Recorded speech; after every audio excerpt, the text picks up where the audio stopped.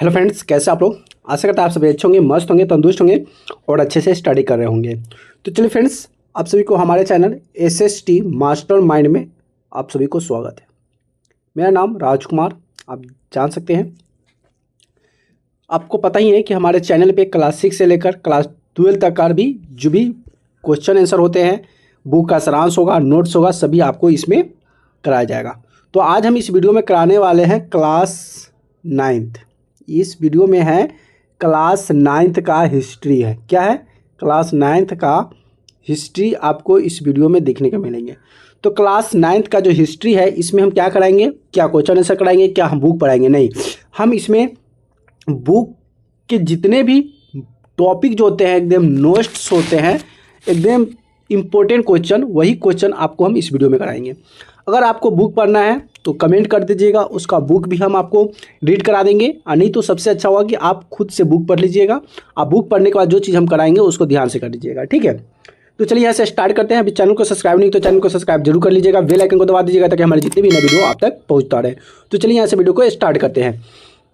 सबसे पहले बात कर लेते हैं क्वेश्चन, यानी कि कुछ बातें हैं जो याद रखने योग्य है, जो कि कोई भी एग्जाम हो, ऑल कॉम्पिटिटिव एग्जाम, सभी एग्जाम के लिए मोस्ट इंपोर्टेंट होते हैं। क्या है कि फ्रांसीसी क्रांति की शुरुआत कब हुआ था? तो इसका जो शुरुआत हुआ था 14 जुलाई 1789 को पेरिस शहर में हुआ था। अब फ्रांसीसी क्रांति की शुरुआत कब हुआ था? 14 जुलाई 1789 को। कहाँ हुआ था? पेरिस में हुआ था। कहाँ हुआ था? चलिए अगला टॉपिक है कि लोगों के समूह में बास्तिल, जिसको बैस्टिल किले की जेल को तोड़ डाला, लोगों को घृणा का केंद्र था। अब लोगों के वहाँ पे बनाया गया था किला, जिसमें उसमें कैदियों को रखा जाता था। लेकिन बास्तिल जो था, किले की जेल को तोड़ डाला, लोग उसे घृणा का केंद्र मानते थे। फ्रांसीसी के समय लुई 16वीं फ्रांस का सम्राट था। अब उस समय फ्रांस का क्रांति के समय फ्रांस का सम्राट कौन था? लुई 16वां। कौन था? लुई 16वां था। फ्रांसीसी क्रांति के पूर्व फ्रांस की वित्तीय स्थिति बहुत खराब थी। 18वीं सदी के फ्रांस का समाज 3 स्टेट में विभाजित था। कितने स्टेट में? 3 स्टेट में विभाजित था। फ्रांसीसी सम्राट लुई 16वां, देखिए इसका मतलब होता है 10 और इसका मतलब होता है 6, इसको मतलब 16वां बोलते हैं, ठीक है। 16वां के द्वारा 5 मई 1789, क्या है? 5 मई 1789 को स्टेट जनरल की बैठक बुलाई गई थी। जैसे कोई घटना होता है, चाहे कुछ राय विचार करना होता है, तो उसमें एक सभा बुलाया जाता है। तो वही 1789 को बुलाया गया था। तीसरे स्टेट प्रतिनिधक 20 जून को वायसराय के इंडोर टेनिस कोर्ट में एकत्रित हुई थी। अगस्त 1789 की रात को असेंबली ने करों, कर्तव्यों और बंधनों वाली संपत्ति व्यवस्था को खत्म करने का आदेश पारित किया कि जितने भी यहाँ पे जो बांध कर या दबा कर रखे हुए हैं, सभी को क्या किया जाए? अब उसे खत्म कर दिया जाए। लोग राजनीतिक क्लबों में अड्डे जमा कर नीतियों की चर्चा कर रहे थे। इसमें जैकोबिन क्लब सबसे सफल रहा और जैकोबिन क्लब जो थे इस मामले में, इस विचारों में सबसे आगे निकल गए। जैकोबिन क्लब का नेता मैक्सिमिलियन ने रोबेस्पियर से था और 1791 में, कब? 1791 ईस्वी में क्या हुआ कि नेशनल असेंबली ने संविधान का निर्माण किया, जिसका उद्देश्य था सम्राट की शक्तियों पर अंकुश लगाना। एक संविधान का निर्माण किया गया। संविधान क्या करता है? हमें जीने की राह देता है, हमें एक नियम कानून प्रदान करता है। तो वही का क्या संविधान का निर्माण किया, जिसका उद्देश्य था सम्राट की शक्तियों को अंकुश लगाना। जो फालतू का जो अपना शक्ति दूसरे पर लगाता था, उसको खत्म करना था। 21 जनवरी 1793 को अदालत द्वारा लुई 16वां को फांसी दे दिया गया। अब यहाँ पे लुई 16वां को जो फांसी दिया गया था, ये कब दिया गया था? तो 21 जनवरी को। इसको भी याद कीजिएगा, मोस्ट इम्पोर्टेंट टॉपिक रहता है। क्या है कि 21 जनवरी 1793 को अदालत द्वारा लुई 16वां को फांसी दिया गया था। 1793 से 94 के तक अवधि आतंक का युग कहलाता है। आतंक, उस समय आतंक का मंजर चला था। उसमें सभी आतंकी जो थे यहाँ पे क्या कर रहे थे? लोगों के साथ अत्याचार कर रहे थे, तो आतंकी का माहौल कहा जाता है। अगला है कि रोबेस्पियर ने अपनी नीति के खत लागू किया और जुलाई 1794 में उसे दोषी करार दिया गया और गिलोटिन पर चढ़ा दिया गया। डायरेक्टेड की राजनीतिक स्थिरता में फौजी तानाशाह ने नेपोलियन बोनापार्ट का उदय का रास्ता खोल दिया और नेपोलियन ने 1804 में स्वयं को फांसी का सम्राट घोषित कर दिया, फ्रांस का सम्राट घोषित कर दिया। कब? अब नेपोलियन ने 1804 को खुद कहने लगा कि मैं क्या हूँ, मैं फ्रांस का सम्राट हूँ, मैं फ्रांस का राजा हूँ, घोषित कर दिया। अब सभी को मेरा बात मानना होगा, जो कुछ भी करना होगा मेरे हिसाब से करना होगा, तो अपना राजा घोषित कर दिया। और 1815 में वाटरलू की लड़ाई में उसकी हार हो गई।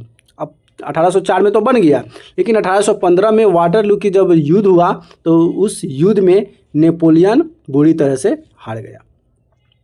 तो यहाँ से बुक के जितने भी मोस्ट इम्पोर्टेंट क्वेश्चन निकलने वाले थे, टॉपिक थे, उसने मैंने आपको यहाँ से निकाल दिया। अब हम बात कर लेते हैं, अब इसमें 1 अंक वाले प्रश्न भी हम बनाए हैं। अब कौन कौन सा प्रश्न है देख लीजिएगा। जैसे कि 1 अंक वाले प्रश्न पूछा जाएगा कि फ्रांस की क्रांति के समय फ्रांस का सम्राट कौन था, तो ये लुई 16वां था। क्या था? लुई 16वां। अगला है कि 18वीं शताब्दी में फ्रांस के समाज में कितने स्टेट में बांटा गया था, तो ये 3 स्टेट था, प्रथम, द्वितीय और तृतीय। ये 3 स्टेट में बांटा गया था। अगला है कुलीन वर्ग क्या है, कुलीन वर्ग किसे कहते हैं, तो अमीर वर्ग को कुलीन वर्ग कहा जाता था, ये द्वितीय स्टेट का वर्ग था। कुलीन वर्ग किसे कहा जाता है, जिसके पास धन दौलत होता है, अमीर लोग होता है, उसे हम कुलीन वर्ग कहा जाता था, और ये द्वितीय स्टेट का एक वर्ग था। अगला है फ्रांसीसी समाज का कौन सा वर्ग सभी कर चुका था, मतलब फ्रांसीसी समाज का कौन सा वर्ग था जो सब कर चुका था, तो इसमें था तीसरा वर्ग। तो तीसरा वर्ग तो भाई कमज़ोर वर्ग होता है ना, तो इसको सभी कर चुकाना पड़ता था। अगला है द सोशल कॉन्ट्रैक्ट नाम की पुस्तक किसने लिखी थी, तो ये रूसो ने लिखी थी। किसने लिखा था? रूसो ने। द सोशल कॉन्ट्रैक्ट नाम की पुस्तक किसने लिखी थी? रूसो ने लिखी थी। अगला है कि लुई 16वां का संबंध किस राजवंश से था, तो लुई 16वां का जो संबंध था ये बूढ़े राजवंश से। किस राजवंश से? बूढ़े राजवंश से था। फ्रांस का राष्ट्रगान मॉर्सिले ने किसने लिखा है, तो कवि रॉजेट दी लाइन ने। मतलब फ्रांस का जो राष्ट्रगान है मर्सिले, क्या है? मर्सिले। तो इसको किसने लिखा है, तो इसको लिखा है कवि रॉजेट दी लाइन ने लिखा है। अगला है कि गिलोटिन क्या था, गिलोटिन क्या था, तो गिलोटिन 2 खंभे के मध्य लटकती आने वाली मशीन को ही गिलोटिन कहा जाता था। ठीक है, चलिए नेक्स्ट है स्टेट जनरल क्या था, स्टेटस जनरल क्या था, तो देखिए स्टेटस जनरल का एक राजनीतिक संस्था थी जिसमें 3 स्टेट होते थे, प्रतिनिधि भेजते थे, प्रथम, द्वितीय और तृतीय। अगला क्वेश्चन है कि फ्रांस में 1794 तक चलने वाली मुद्रा का नाम बताइए। फ्रांस में 1794 तक जो मुद्रा चला उस मुद्रा का नाम क्या था, तो उस मुद्रा का नाम था लीवे। क्या नाम था? लीवे, जिसको इंग्लिश में क्या बोलते हैं? लिवेरस, यानी कि लीवे कहते हैं। ठीक है, चलिए अगला क्वेश्चन है उपज का 10वां भाग जो चर्च द्वारा कर के रूप में लिया जाता था उसका नाम लिखें, तो उसे टाइदत करते थे। टाइद, क्या कहते थे? टाइद। तो चर्च कर दिया जाता था, कर का मतलब क्या होता है? टैक्स, तो टैक्स देना, तो उसको चर्च द्वारा, तो उसको क्या कहा जाता था? उस चर्च का नाम था, टैक्स का नाम था टाइद। अगला है कि स्ट्रेस से क्या अभिप्राय है, स्ट्रेस से क्या अभिप्राय है? फ्रांस की सामाजिक हैसियत से अभियोग करने वाले श्रेणी को स्टेट कहते हैं। पादरी वर्ग का क्या काम था, तो चर्च के विशेष कार्यों को करना पादरी वर्ग का काम था। किसका काम था? पादरी वर्ग का कार्य का।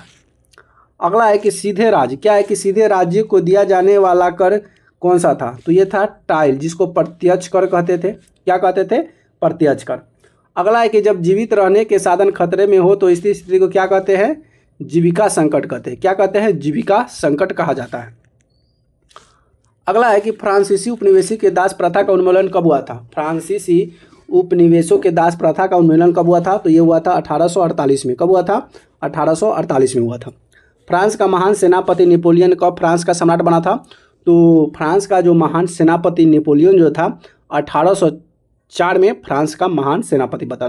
तो 1804 में नेपोलियन क्या बना था, कहाँ का, तो फ्रांस का महान सेनापति बना था, सम्राट यानी कि राजा बना था।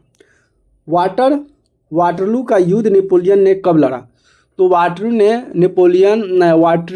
वाटरलू का युद्ध जो था नेपोलियन ने लड़ा था 1815 में लड़ा था। कब लड़ा था? 1815 में। तो देखिए यहाँ से 18 क्वेश्चन कराए हैं, सभी मोस्ट इंपोर्टेंट क्वेश्चन है, VVI क्वेश्चन है। इस क्वेश्चन में आपको 1 नंबर मिलते हैं, ठीक है। अब नीचे जो क्वेश्चन कराएंगे इस क्वेश्चन में आपका 3 नंबर भी और 5 नंबर होंगे। और आपको बता दें कि ये 1 शॉट नोट्स है, इसमें आपका अभ्यास से प्रश्न नहीं करा रहे हैं। इसके अगले वाले वीडियो में हम अभ्यास प्रश्न कराएंगे, ठीक है। अगला है कि लुई 16वां में राज्यरोपण को समय फ्रांस की आर्थिक स्थिति कैसी थी? तो अगर फ्रांस की स्थिति की हम चर्चा करें तो ये राजकोष की खाली होना था, युद्धों के कारण वित्तीय संस्थाओं का नष्ट होना था, शान शौकत के लिए फिजूल खर्ची था, 10 अरब मिले का अधिक का कर्ज था, सरकार के कर्जदाताओं को ब्याज की मांग किया जाता था। अगला है कि तीसरे स्टेट का व्याख्या करें। तीसरे स्टेट में क्या होता था? तो देखिए तीसरे स्टेट में ना साधारण वर्ग के लोग थे। कैसे लोग थे? साधारण मजदूर टाइप के लोग थे। राजनीतिक अधिकार प्राप्त नहीं था। फ्रांस की क्रांति में विशेषतः वर्ग का विरोध था। तो तीसरे स्टेट में साधारण व्यक्ति थे, राजनीतिक अधिकार से प्राप्त नहीं था। जो तीसरे स्टेट के लोग होते थे उसे राजनीतिक में प्रावधान नहीं दिया गया था, उसे निचली जाति माना जाता था। फ्रांस का विशेषतः का वर्ग का विरोध किया करता था, ठीक है। अगला है कि 4 अगस्त 1889 को नेशनल असेंबली में क्या आदेश पारित किया गया था? इसके पहले भी हम ना जो टॉपिक कराया मेन उसी में ये चीज़ दिखाया गया था। क्या था कि 4 अगस्त 1789 को जो नेशनल असेंबली में आदेश पारित हुआ था वह था कि सामंती व्यवस्था का उन्मूलन करना, पादरी वर्ग के अधिकारों को छोड़ देने के विवश किया जाए और धार्मिक कर समाप्त कर जाए। जो धर्म के नाम पर जो कर दिया जाता है टैक्स, उसको समाप्त करना। ये 4 अगस्त 1789 को नेशनल असेंबली में आदेश पारित किया गया था।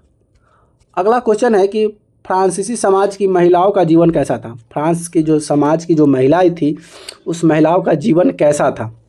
तो देखिए जीविकाओं का निर्वाह के लिए काम करती थी, बाजारों में सामान बेचती थी, संपन्न घरों में नौकरी करती थी, अपने परिवार का पालन पोषण करती थी और मजदूरी पुरुषों से कम थी। मतलब मजदूरी पुरुषों से कम थी, जो पुरुष जो मजदूरी करता था उससे भी कम महिलाओं की थी। ये फ्रांस की महिलाओं की कहानी थी। अगला है कि महिलाओं ने अपने हित की हिमायत कैसे की? महिलाओं ने अपने हितों की हिमायत कैसे करती है? तो राजनीतिक क्लब में अखबारों की शुरुआत, पुरुष जैसे समान अधिकार प्राप्त हों, असेंबली के लिए चुने जाने वाले और राजनीतिक पद की मांग हुई। ये महिलाओं के हित के लिए हिस्सा दिया गया है कि राजनीतिक क्लब हो, अखबार हो, उसमें शुरुआत इसको मिलना चाहिए। पुरुष जैसे समान अधिकार यह महिलाओं को दिया जाए। असेंबली के लिए चुने जाने वाले राजनीतिक पद हो जिसमें असेंबली में महिलाओं को भी जाने का हक मिले। तो ये सब महिलाओं के हित में काम किया गया और उसे योजना रखी गई। अगला है कि जैकोबिन क्लब के सदस्य कौन थे? जैकोबिन क्लब के जो सदस्य थे कौन थे? तो ये जैकोबिन क्लब के जो सदस्य थे समाज का कम शुद्ध हिस्सा वाले, दुकानदार और कारीगर थे, घड़ी साज, दिहाड़ी मजदूर आदि करने वाले जैकोबिन क्लब के सदस्य थे। अगला है कि दुनिया के लिए फ्रांसीसी क्रांति कौन सी विरासत छोड़ गई? मतलब दुनिया के लिए फ्रांस जो था, फ्रांसीसी क्रांति जो था कौन सी विरासत छोड़ के चला गया? तो विरासत यही छोड़ा कि स्वतंत्रता पर विचार करने के लिए, समानता का सिद्धांत करने के लिए, बंधुत्व की भावना, प्रजातंत्रीय विचार और सामंतवादी अंत को, ये सभी जो विरासत हो ये दुनिया के लिए ये फ्रांसीसी क्रांति छोड़कर चले गए। अगला है नेपोलियन के उदय को कैसे समझा जा सकता है? नेपोलियन का जो उदय है ये कब हुआ, कैसे हुआ, इसको कैसे समझा जा सकता है? तो 1799 में, कब? 1799 में डायरेक्टिव के शासन का अंत करके वह फ्रांस का प्रथम काउंसिलिंग बन गया और 1793 से 96 के मध्य पश्चिम यूरोप में विजय हुआ। सत्ता पर कब्जे के बाद खोई हुए भूखंड पुनः वापस ले लिया। ऑस्ट्रेलिया फ्रांस युद्ध से परास्त किया गया। समुद्र के ऊपर ब्रिटिश नौसेना पर फ्रांसीसी पर अपना प्रभुत्व कायम नहीं कर सके। अगला है कि फ्रांसीसी क्रांति में दार्शनिक का योगदान का वर्णन करें। देखिए उन्होंने क्रांति के विचार योगदान किया, फ्रांस के लोगों को अधिकारों के लिए लड़ने हेतु प्रेरित किया। कि भाई फ्रांसी जो क्रांति हुआ तो उसमें कहा कि भाई अपने फ्रांस के जो लोग जो थे कहे कि अपने अधिकार के लिए लड़ना पड़ेगा। जैसे कि हमारे भारत देश में हिंदू सब क्या होता है कि डर जाता है, कोई किसी को मार रहा है तो भाई मार खा के चल जाएगा। तो कह रहा है कि भाई जब तुम्हें कोई मारने आए तो तुम भी तो मारो, पुलिस के पास कंप्लेन करने जाओगे तब तक तुमको ख़त्म कर देगा ना। तो अपने अधिकारों के लिए लड़ना पड़ेगा। मारने जब कोई अगर आपको प्यार से नहीं समझ रहा है, अगर वो उतावला हो रहा है मारपीट करने के लिए, तो आप पीछे क्यों हटते हो? कमज़ोर क्यों हो? आप भी लड़ो। तो अपने अधिकार के लिए लड़ने हेतु प्रेरित किया, सम्राट के अधिकार को चुनौती दी, जॉन लॉक के राजा के दैवीय शक्ति को नकार दिया।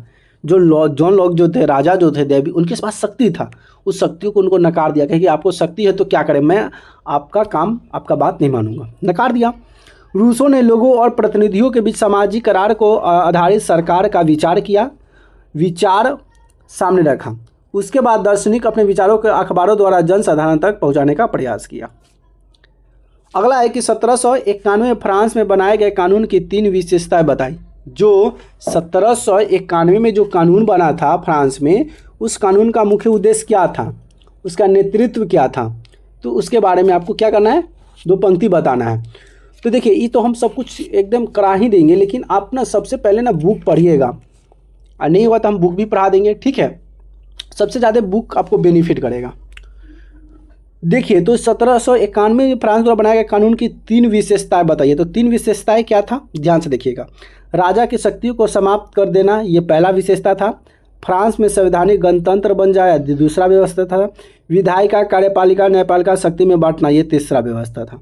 अगला था नेशनल असेंबली के कानून बनाने का अधिकार मिल जाए, ये भी एक कानून पारित किया गया था। और 25 साल के ऊपर सभी पुरुष को वोट डालने का अधिकार, ये फ्रांस में था। और हम लोग में तो भाई वोट डालने का अधिकार तो था ही नहीं, लेकिन हम लोग में अधिकार दिया गया कब, 18 साल के बाद, क्योंकि 18 साल के बच्चे जो होते हैं कुछ समझदार हो जाते हैं, उनको ये समझ में आता है कि हमारे बीच जो काम करने वाले जो लोग हैं कौन अच्छे हैं नहीं हैं। तो जब उसे राजनीति शास्त्र जब बच्चे पढ़ लेते हैं ना क्लास 7-8 से, तो उसे कुछ चीज़ के ज्ञान हो जाता है। तो इसलिए 18 साल के बच्चों को वोट डालने का अधिकार दिया गया, किस में, भारत में दिया गया। लेकिन रूस में जो वोट डालने का अधिकार, सभी पुरुष को वोट डालने का अधिकार दिया गया 25 साल के ऊपर, सभी 25 साल से नहीं, 25 साल के ऊपर। यहाँ पे 25 साल के लिख रहा है, अगर 25 साल से लिखता तो 25 साल भी ले लेते, लेकिन 25 साल के ऊपर, यानी कि 25 साल को नहीं लेना है, 26 साल वाला वोट देगा। ये कानून फ्रांस में बनाया गया।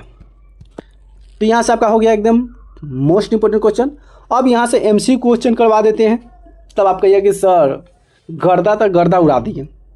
क्वेश्चन ऑब्जेक्टिव भी पूछता है एग्जाम में, और ऑब्जेक्टिव भी करा देते हैं। क्या क्वेश्चन क्या है आपके सामने कि 1774 में फ्रांस की राजगद्दी पे कौन आसीन हुआ था, तो लुई 16वां। ये तो शुरू से हम बताते आ रहे हैं, लुई 16वां आंसर हो जाएगा, ठीक। अगला है कि लिब्रे क्या है, लिब्रे क्या है, तो लिब्रे जो है ना, ये फ्रांस की मुद्रा को लिब्रे कहा जाता है। क्या कहा जाता है, फ्रांस की मुद्रा को लिब्रे कहते हैं। अगला है कि सीधे राज्य को अदा किए जाने वाले कर को कहते हैं। सीधे राज्य को अदा जो करता है कर, उसे क्या कहते हैं, उसे टाइल कहते हैं। क्या कहते हैं, टाइल, सॉरी टाइल नहीं, टाइल कहते हैं। क्या कहते हैं, टाइल कहते हैं।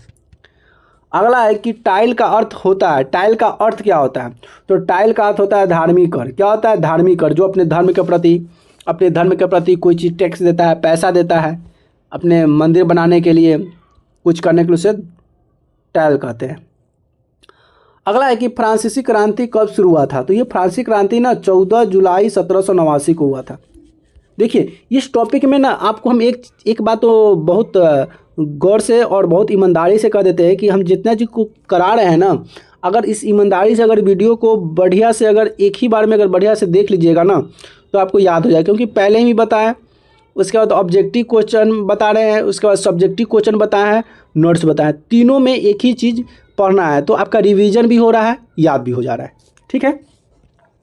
अगला है कि चर्च के विशेष कार्य को करने वाले व्यक्ति के समूह को कहा जाता है, तो पादरी वर्ग कहा जाता है। किसे कहा जाता है, पादरी वर्ग कहा जाता है, ठीक है। अगला है कि फ्रांस की क्रांति क्या है, फ्रांस की क्रांति किस शहर में शुरू हुआ था, तो ये पेरिस में हुआ था। कहाँ से शुरू हुआ था, फ्रांस की जो क्रांति वो शुरू हुआ था, ये पेरिस से शुरू हुआ था, ठीक है। अगला है कि मर्सिले क्या है, मर्सिले क्या है, तो ये राष्ट्रगान है। कहाँ की, फ्रांस की राष्ट्रीय गीत है। क्या है, फ्रांस की राष्ट्रीय गीत को क्या कहते हैं, मर्सिले कहते हैं। याद रखिएगा, क्या कहते हैं, मर्सिले। फ्रांस के राष्ट्रीय गीत को क्या कहते हैं, मर्सिले कहते हैं। चलिए अगला है, नेपोलियन बोनापार्ट कौन था। नेपोलियन बोनापार्ट जो था ये कौन था, तो भाई ये तो शुरू में पता चल गया, फ्रांस का क्या था, ये सम्राट था। तो नेपोलियन बोनापार्ट जो था फ्रांस का सम्राट था, ठीक है। अगला है कि आतंक का राज ने स्थापित किया था? तो ये क्या था, रोबेस्पियर ने आतंक का राज्य स्थापित किया था। अगला है कि ओलंपद ने गुज कौन थे? ओलंपद दे गुज कौन थे? तो ये क्रांतिकारी महिला थी। क्या थी? क्रांतिकारी महिला थी, जिसे हम ओलंप दे गुज कहते हैं। अगला है कि फ्रांसीसी कॉलोनियों में दास्ता कब समाप्त हो गई थी? तो ये 1848 में। कब? 1848 में। अगला है कि फ्रांस की राजधानी कौन सी है? फ्रांस की राजधानी कौन है? तो फ्रांस की राजधानी को पेरिस कहते हैं। क्या कहते हैं? पेरिस। फ्रांस की राजधानी कहाँ पे है? पेरिस है। अगला है कि 1789 ईस्वी में फ्रांस की क्रांति किसके शासनकाल में हुआ था? तो लुई 16वां के काल में हुआ था। किसके काल में हुआ था? लुई 16वां के काल में हुआ था। तो फ्रांस की क्रांति किसने करवाया था? लुई 16वां में। और कब हुआ था? 1789 में हुआ था। अगला है कि टाउन हॉल के सामने कितने लोग इकट्ठे हुए थे? टाउन हॉल के सामने कितने लोग इकट्ठे हुए थे जिन्होंने जल सेना के गठन करने का निर्णय लिया था? तो ये था 7000। कितने थे? 7000 लोग वहाँ पे इकट्ठे हुए थे। अगला है मेनार क्या था? क्या है कि मेनर क्या था? तो मेनर क्या है? एक एस्टेट है। क्या है? एस्टेट है। मेनर क्या है? एक एस्टेट है। तो फ्रेंड्स, यहाँ से आपका 16 क्वेश्चन आपका ऑब्जेक्टिव हो गया, 16 क्वेश्चन आपका सब्जेक्टिव हो गया, और मोस्ट इंपॉर्टेंट क्वेश्चन यानी कि मानिए कि 32 यानी कि 50-60 प्लस में क्वेश्चन हुआ, जो कि एकदम VVI question, most important viral question आप बोल सकते हैं। वीवीआई क्वेश्चन था, जो कि क्लास 9th के लिए मोस्ट इंपॉर्टेंट क्वेश्चन था। और ये सभी क्वेश्चन आपका एनीवे ऑल कॉम्पिटिटिव एग्जाम जो होते हैं ना, कोई भी एग्जाम हो, टीचिंग का एग्जाम हो या कोई भी एग्जाम हो, सभी एग्जाम के लिए मोस्ट इंपॉर्टेंट क्वेश्चन आपको यहाँ से होने वाले हैं। तो अगर ये चीज़ अगर कर लेते हैं तो ये आपको कहाँ कहाँ पे आपको फ़ायदा करेगा? तो ये आपको बिहार स्टेट में करेगा। ठीक है, बिहार स्टेट के लिए एकदम फ़ायदा होगा। उसके बाद KVS के लिए फ़ायदा होगा, UPSC के लिए फ़ायदा होगा, BPSC के लिए फ़ायदा होगा। मतलब एनी भी कोई भी एग्ज़ाम देते हैं ना, तो NCERT के क्वेश्चन से पूछे जाते हैं, तो वहाँ से आपको इस चीज़ का फ़ायदा होने वाले हैं। तो जो बच्चे अगर क्लास 9th का है वो ध्यान से पढ़े, ध्यान से नोट्स बनाए, ध्यान से सब कुछ करे, और हमारे चैनल को सब्सक्राइब जरूर कर ले, और वीडियो को लाइक भी कर दे, अपने दोस्त और फ्रेंडों के साथ शेयर भी जरूर कर दे। और हमारे वीडियो कैसी लगी प्लीज़ कमेंट करके जरूर बताइएगा, और वीडियो अच्छी लगी तो वीडियो को लाइक कमेंट शेयर जरूर कर दीजिएगा। फिर मिलते हैं नए वीडियो में नए टॉपिक के साथ, तब तक के लिए जय हिंद, वंदे मातरम।